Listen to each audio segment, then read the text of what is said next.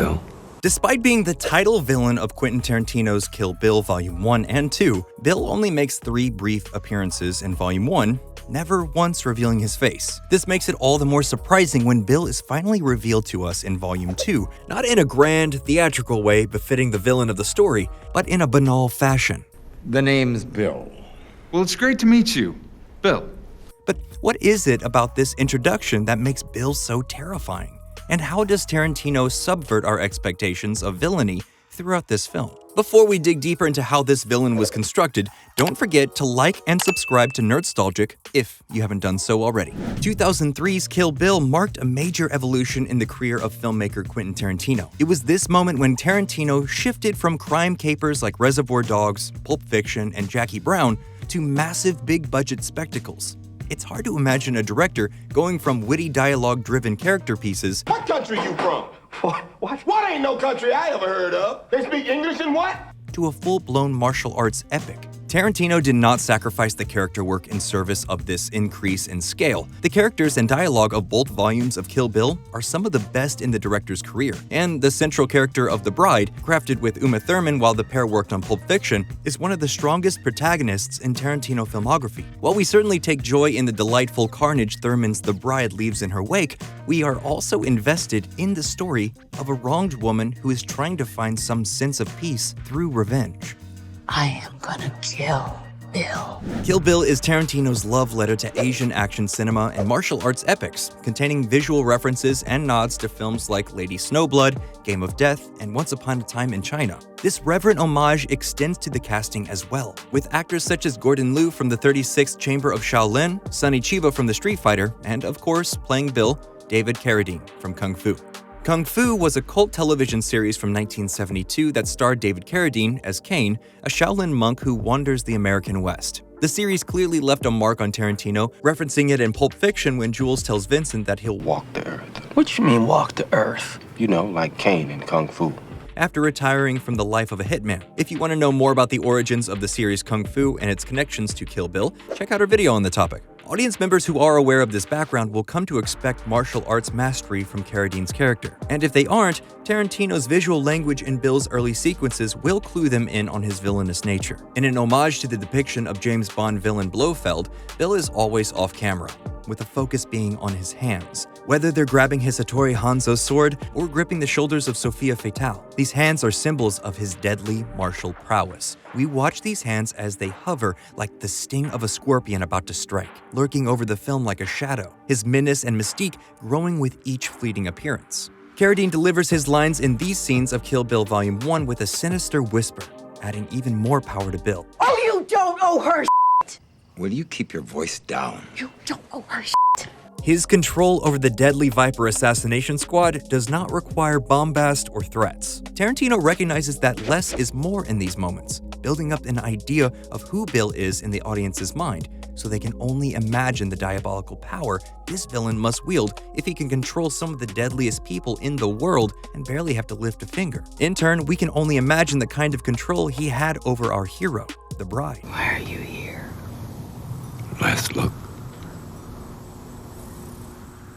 Are you gonna be nice? After the shocking violence of the opening and the phantom-like threat of Bill that lurks through Volume 1, we assume we'll be meeting the devil incarnate when Volume 2 begins. This makes the deliberate anti-climax of Bill's first appearance in Kill Bill Volume 2 so powerful. When we first see Bill, he is in repose, calmly playing a flute at the site of the bride's future wedding. David Carradine plays the scene masterfully, with a gentleness saying goodbye to the woman he loved. He seems to harbor no resentment towards her, but we can see the terror in Uma Thurman's performance. What makes Carradine's performance so impactful in these scenes is the way he never speaks with anger and violence in his voice. I am looking forward to meeting your young man. I happen to be more or less particular whom my gal marries. His cruelty is masked behind the veneer of kindness. Despite knowing that his assassins will try to kill the bride, it still comes as a shock because this version of Bill we've now seen doesn't seem capable of such a horrible act. Yet each of Thurman's micro-gestures carry a feeling of danger, like she's trapped in the room with a tiger. This disorienting feeling toward Bill is reinforced by the flashbacks to the bride's training, where we see the genuine love the two once had for one another. And yet, the audience can't help but wonder if the love is truly reciprocated. Does Bill genuinely love the bride, or is she just another tool he can use to manipulate in his collection of assassins? Carradine and Thurman's performances as a couple in these scenes are so warm and loving. The audience searches Carradine's performance for any cracks that show the monster beneath, but they aren't there. It isn't until the final confrontation between the bride and Bill that we begin to see the depths of Bill's monstrous nature. It's revealed that the bride and Bill's child, BB, didn't die during the wedding day massacre, and Bill has been raising her in secret, telling her the story of their love as if it is a tragic fairy tale rather than a harrowing story of abuse. This scene features one of the most famous speeches in Tarantino's filmography, and one that is frequently misunderstood, the Superman speech. Bill explains that Clark Kent, Superman's secret identity, is Superman's critique of the human race. He's weak. He's unsure of himself. And that no matter what, Superman is Superman. This is not meant to be Tarantino giving the audience a pop culture theory, but rather a moment that reveals the psychology that motivated Bill's attempted murder of the bride. He could not comprehend the fact that the bride wanted something more than the seemingly ideal life that Bill had given her. He couldn't understand why a Superman would want to be a Clark Kent. Bill sees the bride's efforts to change as an insult to himself and his choices to become a killer. If she changes, then Bill's entire identity is called into question. In this scene, Carradine continues to play Bill with a calm confidence. But for the first time, he gets angry, sloppy, and rageful at the bride.